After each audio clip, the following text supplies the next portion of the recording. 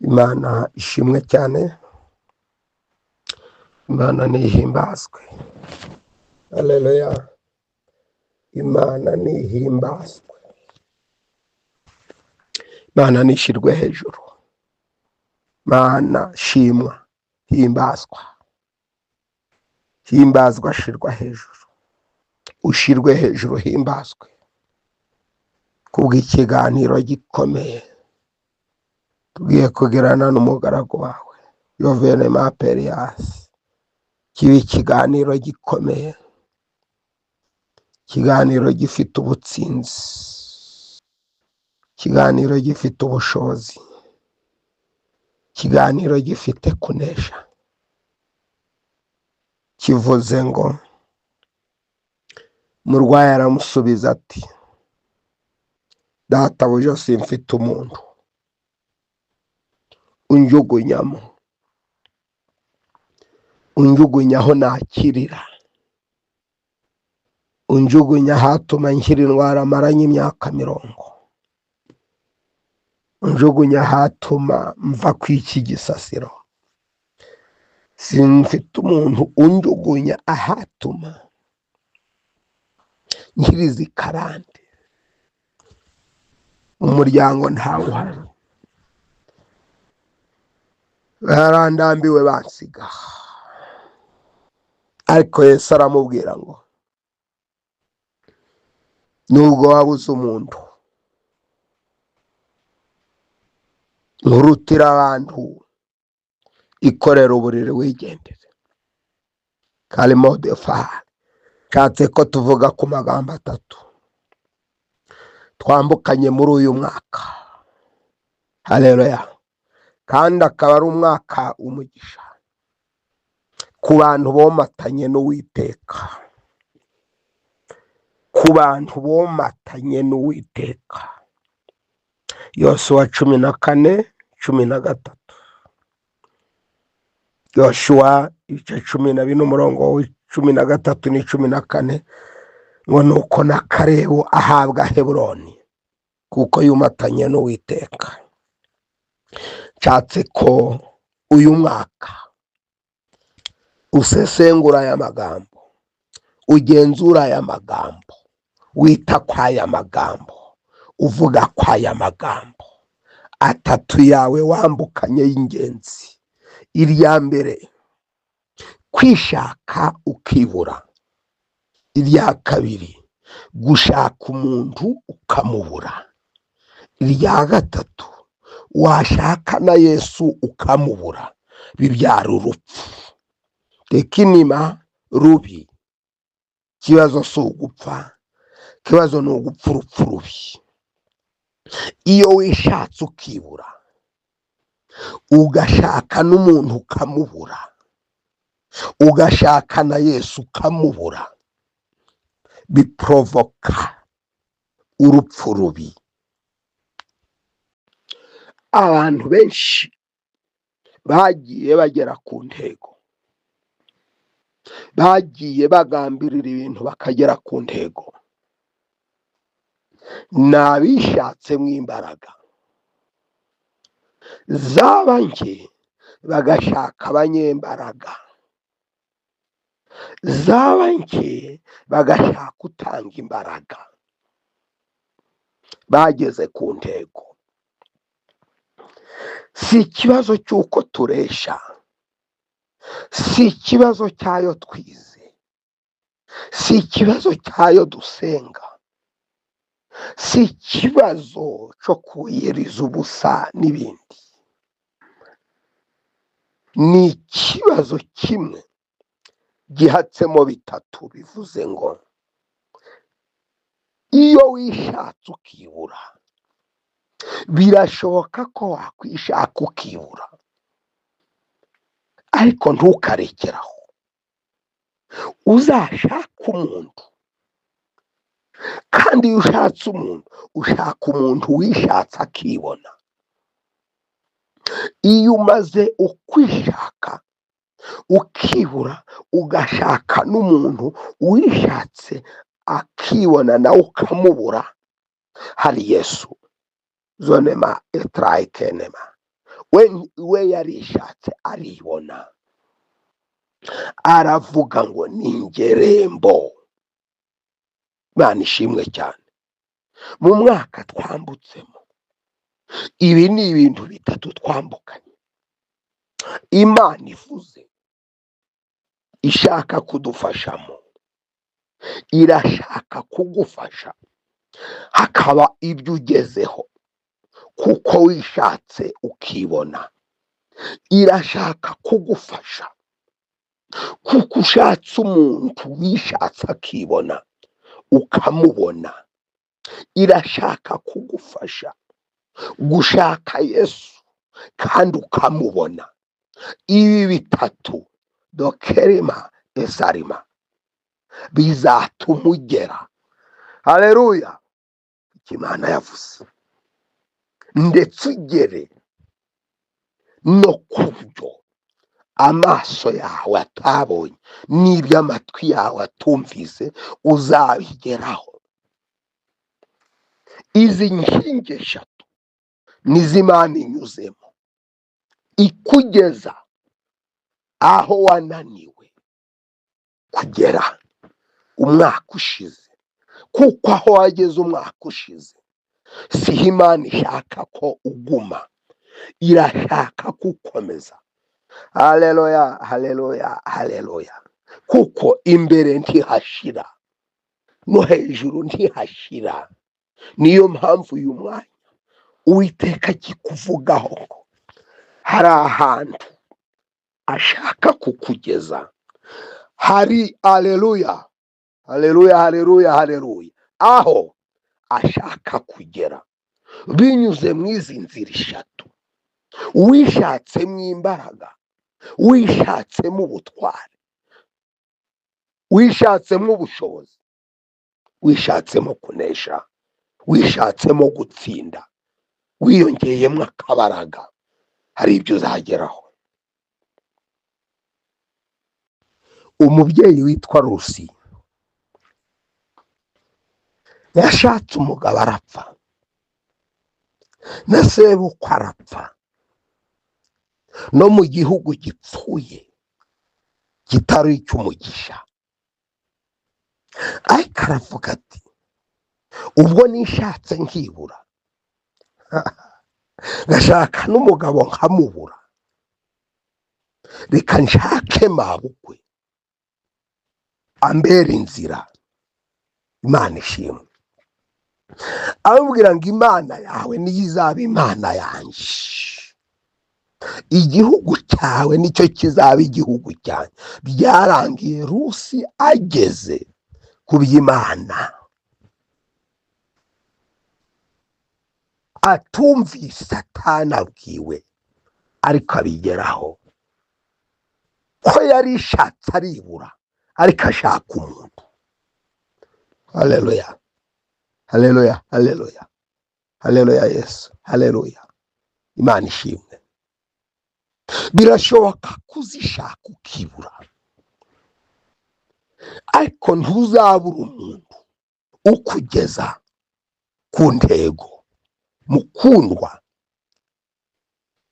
uyu mwaka wa 2026 tuzagera ku ntego ziruta izo twagezeho, tubikoreshejwe no kwishakamo imbaraga, tugashaka n'imbaraga z'umuntu, tugashaka n'imbaraga za Yesu.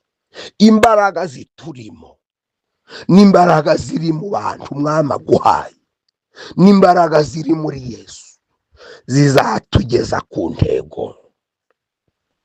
Imana ishimwe.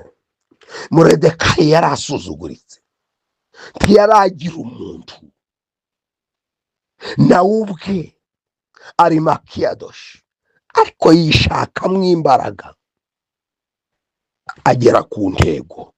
Tuzagera ku ntego tubikoreshejwe no kwishakamo imbaraga. Nibitunanira dushaka abanyambaraga, nibinanirana dushaka itanga imbaraga, ariko tuzagera ku ntego. Haleluya, haleluya, haleluya, haleluya. Tuzagera ku ntego. Imana iganirije umutima wawe, hari imbaraga zikurimo, nizinanirwa hazakora imbaraga ziri mu bantu Imana iguhaye, nizinanirwa hakora imbaraga ziri mwitanga imbaraga ari we Yesu. Bekarema edafika ashiri maperia. Umurwayi yaravuze ngo singira umuntu, yari yarishatse aribura, iyo amazi yihindurizaga yashakaga kwirohamo, ariko yashaka kwirohamo akibura, muri we ntihari imbaraga. Dorashiri maperia detekenema, muri we ntihari imbaraga zimujugunya aho yakirira, ariko aho yakirira yaraharebaga. Kandi nanjye nawe turareba aho twakirira, ngahariya turahegereye. Haleluya, turahegereye. Haleluya. Iri jambo rirandyoheye cyane, ndaryumvise noneho umwuka arimbwiyeho. Hano mpagaze kuri ubu butaka bwera mpagazeho. Haleluya. Ahari aho twicaye impande y'aho twakirira, twicaye impande y'aho abandi bakirira, twicaye impande y'aho abandi bashimira Imana, twicaye impande y'aho abandi bakiriye izo turwaye, twicaye impande y'aho abantu bakiriye ubwo dukenye. Ariko umva uko umwuka avuze, nubwo yishatse akiburamo imbaraga, agashaka n'umuntu w'umunyembaraga akamubura, ariko yahuye na Yesu utanga imbaraga amujugunyamo. Defika egari ya sene. Tugiye gusenga Imana ishimwe. Icyo ikumazemo impungenge mu itangira ry'uyu mwaka ni ukugira ngo udategereza kugera ku ntego ukoresheje imbaraga zikurimo gusa. Umwuka avuze ngo izikurimo zibasha kunanirwa, ariko azagushakira abanyembaraga, kandi binkubwira uzahura n'abanyembaraga. Kuki Mefibosheti yavuye i Lodebari kwa Makiri? Byatewe n'umunyembaraga witwa Dawidi n'umugiraneza witwa Yonatani. Ese hari uwasigaye wo mu muryango wa Sawuli ngo mugire neza kubw'ineza ya Yonatani? Umunyembaraga Yonatani yabaye urwego Mefibosheti yuririraho agera. Hari abanyembaraga mu isi bakubera urwego, uko Uwiteka avugana nawe ahari ushobora kuzakoresha imbaraga zikurimo zigatsindwa, ariko hazahita hamanuka iz'abantu Imana igushakiye. Imana ishimwe cyane.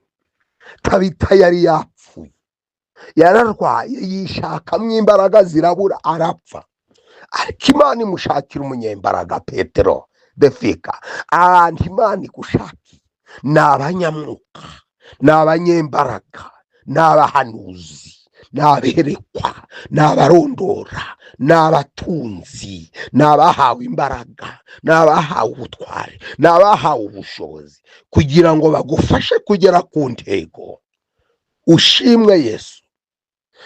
Uyu we yashatse n'abanyembaraga none harababura, ariko abona Yesu. Yesu aramubwira ngo iby'imbaraga zawe zananiwe n'abanyembaraga bakabinanirwa, ndaje ngo mbigukorere. Ikorera uburiri bwawe wigendere. Defika enas setrash. Uko tubona natwe hari ahantu turyamye imyaka tumaze, ariko hatangiye umushinga wo kuhadukura mu izina rya Yesu, tudahagarariye ku mbaraga ziturimo, tudahagarariye ku mbaraga ziri mu banyembaraga. Dore shini mafika tugeze ku mbaraga za Yesu. Tuzasoza 26 hari gukora n'iza Yesu.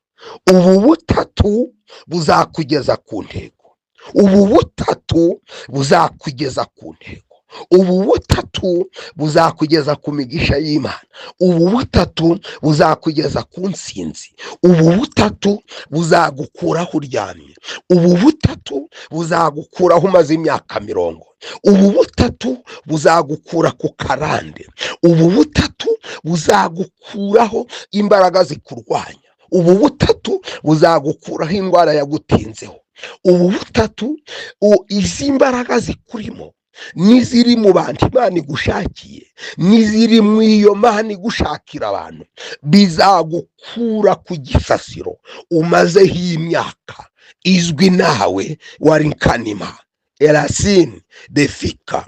Aha nshimiye Imana ko imbaraga zindimo n'imbaraga zikurimo n'iziri muri Yesu byanteruye ku tariki 30, byanteruye ahantu narindi nyahamye imyaka 40, ntabona ubukwe mu nzu, ntabona utura mu nzu, ntabona uhaza gutura muri famiye, ntabona uhaza gufata irembo, ari wo mutuvukana ntawe ufata irembo, ari mu byaye ntawe ufata irembo, egiskire kone mapeshene.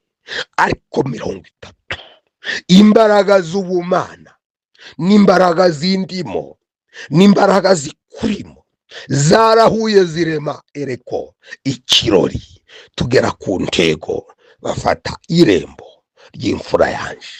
Haleluya. Nshatse kuvuga ngo humura, niwishaka ukibura izagushakira abanyembaraga, nubashaka ukababura izakubera imbaraga, ariko uzagera ku ntego. Si ikibazo cy'ibyaba mu mwaka, si ikibazo cy'aba amazi, izakubera umusare ariko akagezi gato kiyambutse. Si ikibazo cy'indwara, uzivura aho binaniwe gushakire muganga, aho binaniranye kubere muganga. Si ikibazo cy'intwaro, uzarwana aho unaniriwe gushakira abakurwanirira, aho bananiriwe ikubere ikurwanirire. Haleluya. Si ikibazo cy'amafaranga, uzayashaka aho binaniranye gushakira abayafite, aho bananiriwe iyakuzanire, ariko ikubere Imana. Uko niko yagize Petero, yishatsemo amafaranga arayabura, ashaka mu bantu arayabura, ariko Musa maki yararimo. Mu izina rya Yesu Kristo umwami wacu, iyi vuga bikaba ivuganye nawe ngo were kugira complexe d'inferiorité, wibaza kugera ku ntego ukoresheje imbaraga zikurimo bishobora kutemera, hagakoreshwa iziri mu bandi nabyo ntibyemere, ariko we naza bizemera. Imana ya Aburahamu na Isaka na Yakobo, Imana ya Aburahamu na Isaka na Yakobo. Ndahamagara imbaraga zindimo, ndakangura imbaraga zindimo kugira ngo ngere ku ntego. Deshika de Goliath, ariko ndaguhamagaye nk'Imana kugira ngo nje na mwene data udushakira abantu, dukeneye abantu. Hari abantu washakiye Dawidi wamushakiye Yonatani kandi agera ku ntego. Dawidi wamushakiye Yonatani. Haleluya. Nanje ndagushimye kuyu turi kumwe ari Yonatani. Haleluya. Ndagushimye ko wanshakiye Yonatani, kandi nanje mubere Yonatani, uyambere Yonatani, nanje mubere Yonatani. Tabita wamushakiye Petero,